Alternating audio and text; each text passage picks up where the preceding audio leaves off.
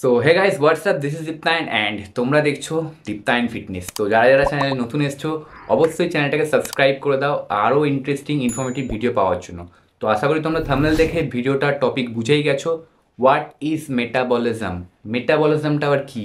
Metabolism আমরা কিভাবে, জিনিসটা কী অ্যাকচুয়ালি মেটাবলিজম আমাদের কীরম কীরম কাজে লাগে। আমরা যদি ওয়েট লস করতে চাই, আমরা ওয়েট গেইন করতে চাই, তো সেই ওয়েট ম্যানেজমেন্ট করা, মাসল বিল্ডিং করা, এতে আমাদের মেটাবলিজমের কাজ কী? সো অনেকে বলতে শুনবে যে তোর তো মেটাবলিজম স্লো, তার জন্য তোর মাসেল বিল্ডিং অনেক ফাস্ট হচ্ছে। আমার মেটাবলিজম খুব হাই, তাই আমার মাসেল বিল্ডিং হচ্ছে না। তো এরকম কাইন্ড অফ পিপল যারা বলে না তোমাকে, তারপর দেখবে অনেককে বলতে শুনবে যে এই সাপ্লিমেন্টটা খেয়ে নে, এরম এরম বাড়িতে আদা দিয়ে এই করে সেই করে একটা জল মতো বানা, এই জুসটা খেয়ে নে, মেটাবলিজম ফাস্ট হয়ে যাবে।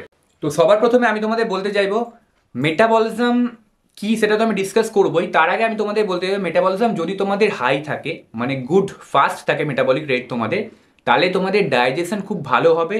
তোমাদের মাসেল বিল্ডিং জার্নি একটু স্লো হলেও তুমি ইন্টারনালি ফিট থাকতে পারবে। যাদের মেটাবলিজম খুব ফাস্ট হয় তাদের মাসেল বিল্ডিং একটু স্লো হয় বাকিদের তুলনায়, কম্পেয়ার টু আদার্স। তো সেক্ষেত্রে তুমি মাসেল বিল্ডিং করতে যাও, ওয়েট লস করতে যাও, ওয়েট লসের ক্ষেত্রে মেটাবলিজম খুব কাজে লাগে। যাদের মেটাবলিজম ফাস্ট তুমি যদি করতে পারো, মেটাবলিজমকে যদি তুমি বুস্ট করতে পারো, তোমাদের ওয়েট লস যেখানে আটকে গেছেন একটা জায়গায় স্টাক করে গেছে, তোমাদের ওয়েট খুব তাড়াতাড়ি তুমি লুজ করতে পারবে উইথ তোমাদের মাসেল মাসটাকে হোল্ড রেখে।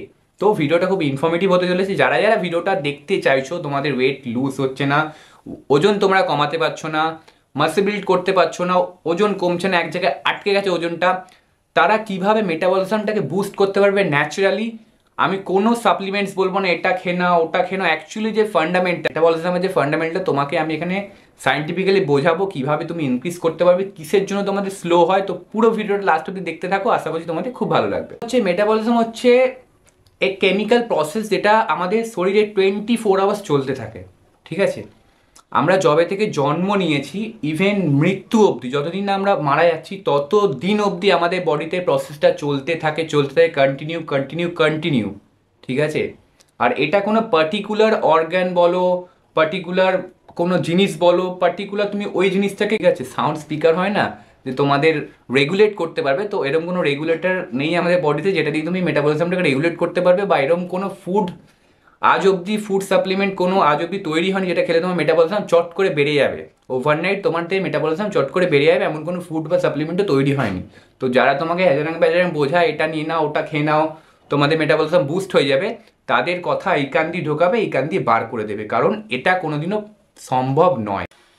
তো মেটাবলিক প্রসেস বা metabolic rate, it's a series of chemical. দেখো আমাদের বডি ছোট ছোট সেলস দিয়ে তৈরি, ঠিক আছে? আর সেলস লাইক ব্যাকটেরিয়াদেরকে এনার্জি লাগে। তো এনার্জি তারা কোথা থেকে পাবে? ফুডস থেকে, ঠিক আছে? আর আমাদের বডি যে স্ট্রাকচার তৈরি করতেও আমাদের ফুড কাজে লাগে। Foods like protein, fat, carb.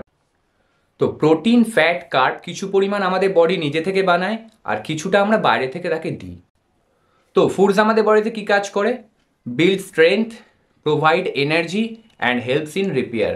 তোমাদের বডিতে জোর বাড়াতে, লাইক স্ট্রেংথ বিল্ড করতে তোমাদের ফুডস কাজে লাগে, ঠিক আছে? খাবার দাবার যা খাবে সেটা থেকে আমার স্ট্রেংথ বিল্ড করে। প্রোভাইডস এনার্জি, তোমাদের সেলসে এনার্জি প্রোভাইড করার জন্য ফুডস কাজে লাগে আমাদের। দেন রিপেয়ার, হেল্পস ইন রিপেয়ার। তোমাদের ধরো কোথাও কেটে গেল, কোথাও আঘাত হলো, কোনো বোন ফ্র্যাকচার হয়ে গেল, ওটা নিজে থেকে অটোমেটিক্যালি হিল হতে লাগে।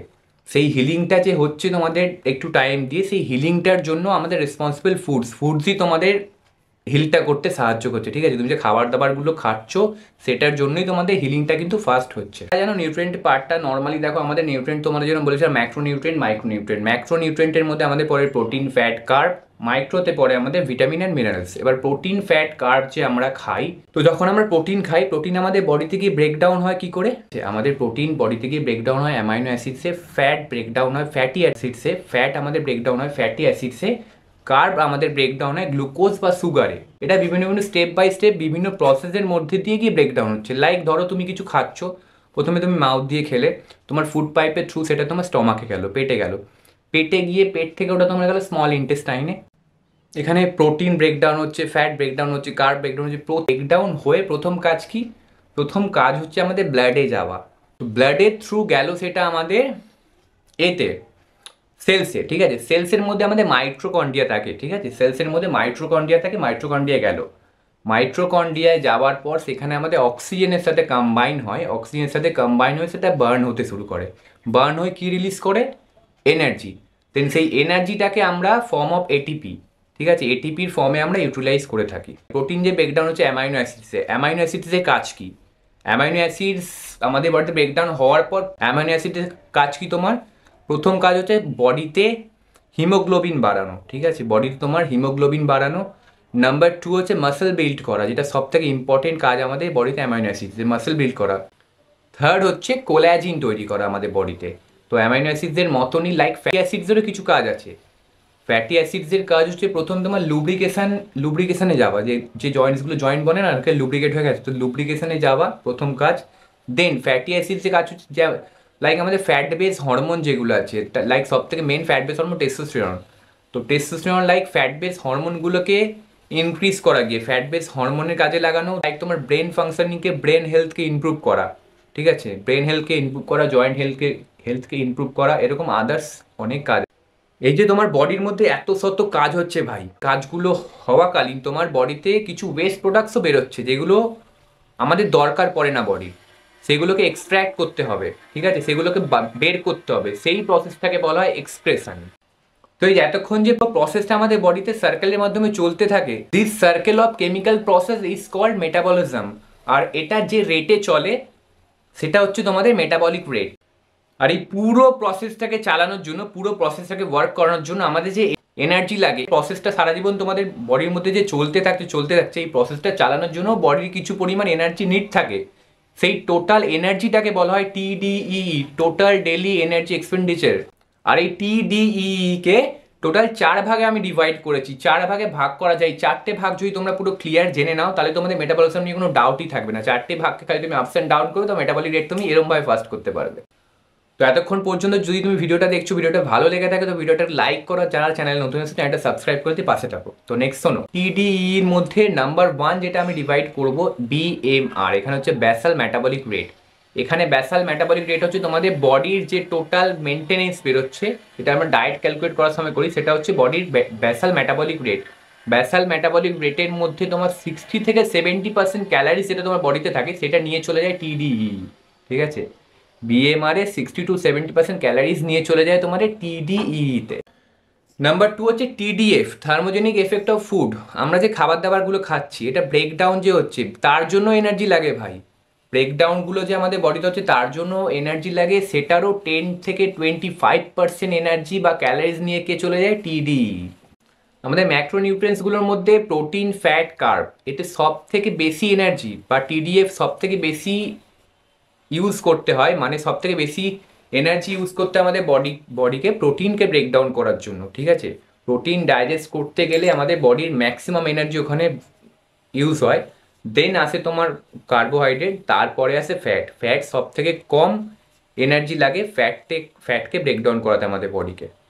তো তুমি ধরো কোনো গুড ফ্যাটস খাবে, গুড ফ্যাট জাতীয় খাবার খাবে, সেটা তোমার খুব ইজিলি বডি ব্রেকডাউন করে ইউজ করতে লেগে যাবে।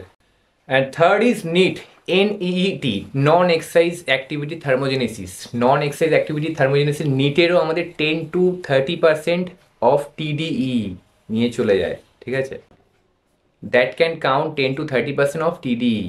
মানে তুমি যদি কিছু নাও করো, জাস্ট সারাদিন তুমি ঘুরে ফিরে খাচ্ছ, গিয়ে বাথরুম করে আবার এসে শুয়ে পড়ছো, আবার খাচ্ছ দাচ্ছ ঘুরছো, আবার এসে সোফায় শুয়ে পড়ছো, মানে একটা জায়গায় তুমি সারাদিন 24 আওয়ার্স যদি স্টেও করে যাও, কোনো কিছু কাজ অ্যাক্টিভিটি না করো, তাহলেও তোমার সেখানেও 10 to 30% এনার্জি বা ক্যালারিজ নিয়ে চলে আসে তোমাদের টিডিই। টিইএ যারা অ্যাক্টিভিটি করে, ঠিক আছে, থার্মোজেনেসিস এক্সারসাইজ অফ অ্যাক্টিভিটি, যারা অ্যাক্টিভিটি করে, ক্যালকুলেশনটা পুরোপুরি ডিপেন্ড করে যায় ক্যালারি সারপ্লাস আর ডেফিসিটের উপর ডিপেন্ড করে যায় তাদের। অনেকে ক্র্যাশ ডায়েট করে ফেলে, অনেকে তোমার মানে খাওয়া দাওয়া ছেড়ে দেয় ফ্যাট লসের জন্য, ঠিক আছে। মেটাবলিজম সেখানে তাদের পুরো হয়ে যায়, মানে কোনো ওয়ার্কই করে না। লাইক তুমি ধরো তোমার বডিকে 1200 ক্যালোরি দিচ্ছ সারাদিনে, যেখানে বডির তোমার নিড 1800, ঠিক আছে। 1200 ক্যালোরি তুমি যখন সারাদিনে তোমার বডিকে দিতে থাকছো মানে কন্টিনিউ করে দিচ্ছ, তো তোমার মেটাবলিজম যেটা আছে ওখানেই ধরে নিচে 1200 ক্যালোরি তোমার ধরে নিচে, সেখানে তোমার শরীর ইন্টারনাল হেলথ খারাপ হচ্ছে, ডাইজেশন স্লো হয়ে যাচ্ছে। মেটাবলিজম স্লো হয় নর্মালি উপায় যেগুলো আমি জানি নর্মালি তোমার যদি থাইরয়েড থেকে থাকে, তোমার যদি হাইপার যে কোনো মানে টাইপসের থাইরয়েড থেকে থাকে, সেখানে তোমার মেটাবলিজম স্লো হতে পারে। নাম্বার টু, নো মুভমেন্ট, তুমি কোনো মুভমেন্ট করো না, কোনো অ্যাক্টিভিটি করো না, সারাদিন বডি থাকো, একটা সেকেন্ডারি লাইফস্টাইল লিড করো, সেক্ষেত্রে তোমাদের মেটাবলিজম স্লো হয়ে যেতে পারে। নাম্বার থ্রি হচ্ছে তোমার ক্র্যাশ ডায়েট। তুমি ধরো নর্মালি, যেটা তোমাকে আমি কিছুক্ষণ আগে বললাম, খাবার দাবার খাচ্ছ না, একদম খাওয়া দাওয়া চেপে দিচ্ছ, ক্র্যাশ ডায়েটে পড়ে গেছো, ঠিক আছে। এটা কন্টিনিউ তুমি করে দিচ্ছ, তোমার যেটা নিড আছে, নিড থেকে তুমি বডিকে বুঝিয়ে দিচ্ছ যে আমি এত কম খাবো, কম খেলে আমার ফ্যাট লস হয়ে যায় বা ওয়েট লস হয়ে, যেটা তোমরা এক্সপেক্ট করছো আর কি।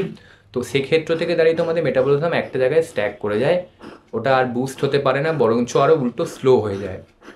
সো মেটাবলিজম বাড়ানোর জন্য আমি তোমাদের তিনটে এখানে পয়েন্টস বলে দিচ্ছি। নাম্বার ওয়ান হচ্ছে ইট প্রোটিন, ইট হাই প্রোটিন ডায়েট। তুমি যখন প্রোটিন বডিতে দিচ্ছ, যখন তুমি প্রোটিন জাতীয় ফুডসকে বেশি প্রেফার করছো, প্রোটিন বডিতে দিচ্ছ বেশি পরিমাণে, সব থেকে এনার্জি কিসে তোমার লাগে? প্রথমেই বলেছিলাম যে প্রোটিনকে বডি ব্রেকডাউন করতে সব থেকে বেশি এনার্জি দরকার পড়ে, ঠিক আছে। তো তোমাকে কি লাগবে মেটাবলিজম বাড়ানোর জন্য? তোমাকে এনার্জি ভিতর থেকে যাতে তোমার নিডটা সেটা করতে হবে। তো অফকোর্স তোমার প্রোটিনটা ডাইজেস্ট করতে গেলে যে বডি এনার্জিটা এক্সপেন্ড করবে তোমার পিছনে, তার জন্য তোমাকে হাই প্রোটিন দিতে হবে বডিতে। বাট একবারে হুট করে তুমি যদি বাড়িয়ে দাও প্রোটিন, সেক্ষেত্রে তোমাদের ব্লোটিং বা ডাইজেশন ইস্যু আসতে পারে। তার জন্য গ্র্যাজুয়ালি প্রোটিনটা তোমার ডায়েটে ইনক্রিজ করবে, আর তোমার কোনো প্রবলেম না হয়, আর তোমাদের এনার্জিটাও বাড়তে থাকে। Number two is start lifting weights. Yes, এটা খুব ইম্পর্টেন্ট। তুমি জিমে যাও, ওয়েট লিফটিং স্টার্ট করো, কারণ তোমাদের বডিতে প্রোটিনের তখনই নিড থাকবে যখন তুমি মাসেল বিল্ড করার চেষ্টা করবে। জিমে গিয়ে ওয়েট তুলবে, মাসেল বিল্ড করার চেষ্টা যখন করবে, তখন তোমাদের বডি আরও বেশি বেশি প্রোটিন চাইবে, সেটা ডাইজেস্টও করবে, সেটা অ্যাবজর্বও ঠিকঠাক করবে মাসেলে। তো সেক্ষেত্রে তোমার প্রোটিন নিড বাড়ানোর জন্য তোমাকে জিমে গিয়ে লিফটিং করা চালু করতে হবে, ঠিক আছে। থার্ড নাম্বার পয়েন্ট, যেটা খুব important point, that is your need. তোমার যে নিড সেটাকে তুমি বাড়ানোর চেষ্টা করো, ঠিক আছে। তুমি উঠে কিছু অ্যাক্টিভিটি করো, সারাদিন সোফায় পড়ে থাকলে বা বাড়িতে সেকেন্ডারি লাইফস্টাইল লিড করতে করতে এক জায়গায় স্টাক হয়ে গেছো, সেটা থেকে বেরো। কিছু মানে তুমি সামথিং, তোমার কোনো ওয়ার্ক না থাকলে অ্যাটলিস্ট একটু হাঁটাচলা করতে বেরিয়ে যাও। লাইক তুমি ধরো কোথাও বেরোও না, সারাদিন ঘরে পড়ে থাকো, একে ওকে তাকে দিয়ে কাজ করো, খাবার দাবারও অন্য কেউ তোমায় দিয়ে যায় বাড়িতে গেলে, সেগুলো নিজে করো। বাইরে মার্কেটে বেরিয়ে দুটো খাবার দাবার কিনে নিয়ে আসো, জলের বোতলটাও তোমাকে এগোনোর জন্য লোক থাকে, তাহলে সেটা উঠে অ্যাটলিস্ট নিজে গিয়ে জলের বোতলটা নিয়ে খাও। মানে আমি বলতে চাইছি সামথিং কাইন্ড অফ অ্যাক্টিভিটি, তুমি কিছু না কিছু অ্যাক্টিভিটি সারাদিনে করো, যাতে তোমার নিডটা ইনক্রিজ করো। নিড যদি তুমি ইনক্রিজ না করতে পারো, তোমাদের জীবনে ভাই মেটাবলিজম বাড়বে না। তো এই তিনটে পয়েন্ট, যেটা আমার মতে মেটাবলিজম বাড়ানোর জন্য খুব ইম্পর্টেন্ট, ঠিক আছে। আর কোনো ফুড প্রোডাক্টস তোমার মেটাবলিজম বাড়াতে পারবে না। অনেকে বলে থার্মোজেনিসিস প্রসেস, মানে তুমি সোয়েটিং করো, বডিতে হিট হলে মেটাবলিজম বাড়বে। অফকোর্স বাড়ে, বাট ওটা টেম্পোরারি, কোনো পার্মানেন্ট নয়, ঠিক আছে। পার্মানেন্ট করার জন্য তোমাদের নিডটাকে ইনক্রিজ করতে হবে। First of all high protein ডায়েটে শিফট করতে হবে, অ্যান্ড যেটা ইম্পর্টেন্ট সেটা কি, স্টার্ট লিফটিং ওয়েটস, তোমাকে ওয়েট লিফটিংয়ে সুইচ করতে হবে। তো এই হচ্ছে বেসিক, আমি তোমাদের মেটাবলিজম বাড়ানোর ফান্ডামেন্টালটা বুঝিয়ে দিলাম। মেটাবলিজমের ইম্পর্টেন্সই আই হোপ তোমরা বুঝে গেছো। যদি ভিডিওটা ভালো লাগে, ভিডিওটা লাইক করো, কমেন্ট করে জানাও কেমন লাগলো। আশা করি এরকম আরও ইনফরমেটিভ ভিডিও তোমার সাথে শেয়ার করতে থাকবো। আর যারা চ্যানেল নতুন এসছো, সাবস্ক্রাইব করে পাশে থাকো। দেখা হচ্ছে তোমার সাথে নতুন কোনো ভিডিওতে।